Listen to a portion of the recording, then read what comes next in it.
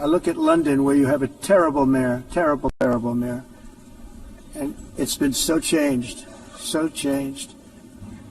Now they want to go to Sharia law, but you're in a different country. You can't do that. Both the immigration and their suicidal energy ideas will be the death of Western Europe.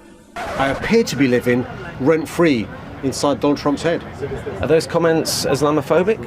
Listen, when people say things, when people act in a certain way, when people behave in a certain way, you've got to believe them. So you're saying he is Islamophobic? I think President Trump has shown he is racist, he is sexist, he is misogynistic, and he's Islamophobic. Yeah, well, no point in sugarcoating it, is there? We need more responses like this from leaders in the United States. After Trump used his UN speech to call London Mayor Sadiq Khan a, quote, terrible mayor, and even suggested that London was moving towards Sharia law. Yes, this man, he's saying he is hell-bent on enforcing Sharia law. Okay. Well, Khan's response lit up headlines. I appear to be living rent-free inside Donald Trump's head. Are those comments Islamophobic? Listen, when people say things, when people act in a certain way, when people behave in a certain way, you've got to believe them. So you're saying he is Islamophobic? I think President Trump has shown he is racist, he is sexist, he is misogynistic, and he's Islamophobic. Here is the President of the United States of America telling lies about the most electorally successful city mayor in the history of this country. I look at London, where you have a terrible mayor, terrible mayor, and it's been so changed. Now they want to go to Sharia law, but you're in a different country. You can't do that. It's a lie to claim that Sadiq Khan has ever expressed any interest whatsoever in doing it. If he was introducing Sharia law, he'd be in the dock for attending Pride, you could argue. Not just attending Pride, but leading Pride through the streets of the city where he's been elected mayor 3 times running. So it's just racism, right? It's just racism. And it's everywhere now. It's not only everywhere, it's somehow still thriving in an environment where the racists all claim that the anti-racists have the, to coin a phrase, whip hand. Oh, the anti-racists define discourse. The anti-racists are in charge. The anti-racists have got all the columns. They've got all the commentary. They've got all the TV shows. They've got all of this. They've got all of that. There aren't any. There's me. And it didn't stop there. It even got a response from Prime Minister Keir Starmer, who usually is cozying up to Trump, who weighed in and said that Trump's words weren't just an insult to the mayor, but an affront to reality itself. During his address to the UN General Assembly, Trump singled out London, repeating his long-standing criticism of Khan, insisting the city had changed so much under his leadership. Such remarks resurrect Trump's history of targeting Khan, calling him, quote, among the worst mayors in the world, excluding him from royal banquets and mocking his governance. I wonder why he's taking aim at him. During last week's state visit in Windsor, Khan accused Trump of fanning the flames of far-right division. In New York today, a London Labour MP echoed the mayor's criticism of the US president. And I find it pretty rich that these comments have come from a guy whose only view of London is actually what he sees outside of his helicopter window when he's being flown from his private jet to a 5-star hotel. I think he should wind his neck in and stay out of London business. Well, listen, I think I've got squatters right. The amount of time I spent inside of Donald Trump's head. I'm just hoping he doesn't send me an invoice for all the time I spent there. Donald Trump has made some extraordinary comments to other world leaders at the United Nations this afternoon. The US president said Sir Sadiq Khan was terrible and falsely claimed London was moving to Sharia law. It's led to calls for the US ambassador to be summoned and challenged over the claims. And Labour MPs took to social media with their views. This from the woman who replaced him as Tooting MP, Dr. Rosanna Allen-Khan. The US ambassador should be summoned and challenged over Trump's rampant Islamophobia. Trump continually spreads lies. In London, we celebrate our diversity and reject racists and bigots.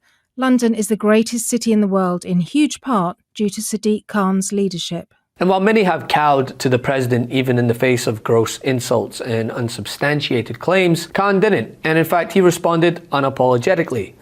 He framed Trump's remarks not as a political disagreement, which they're not, but as a pattern of bigotry, pointing to London's resilience, record tourist numbers, and thriving culture as evidence that Trump's caricature of the city doesn't actually reflect reality.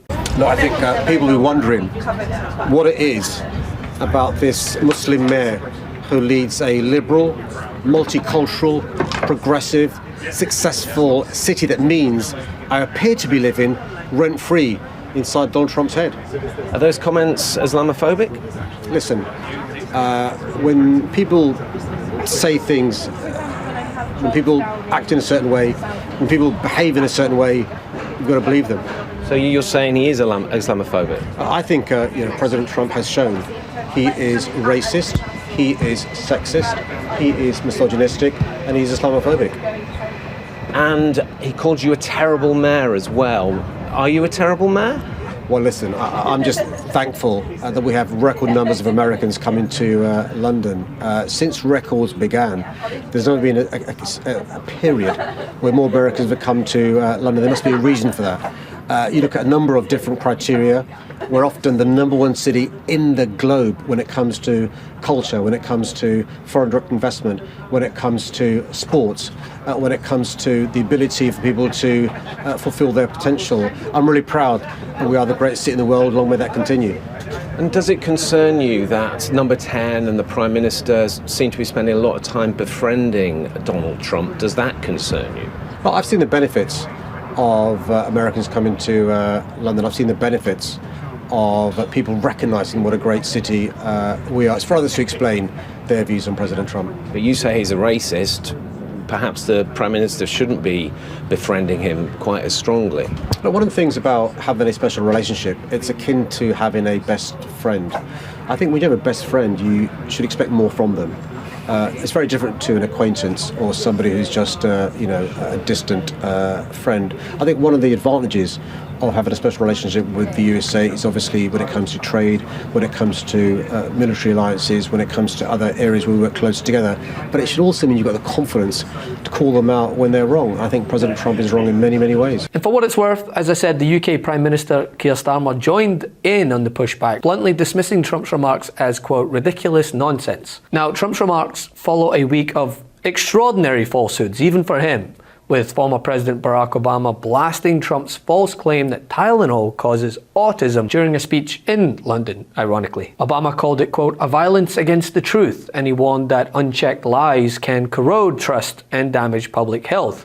So we have the spectacle of my successor in the Oval Office making broad claims around certain drugs and autism that have been continuously disproved, and the degree to which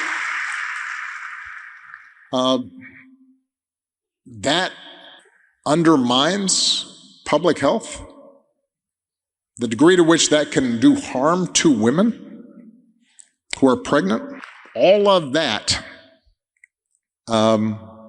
is violence against the truth. But eroding trust means nothing to Donald Trump. He's so assured, actually, in his ability to remain in power while spreading such falsehoods in front of the world, that while wars are raging and genocides are happening across the world, he can stand in front of world leaders gathered to discuss this and instead chat about his own poll numbers.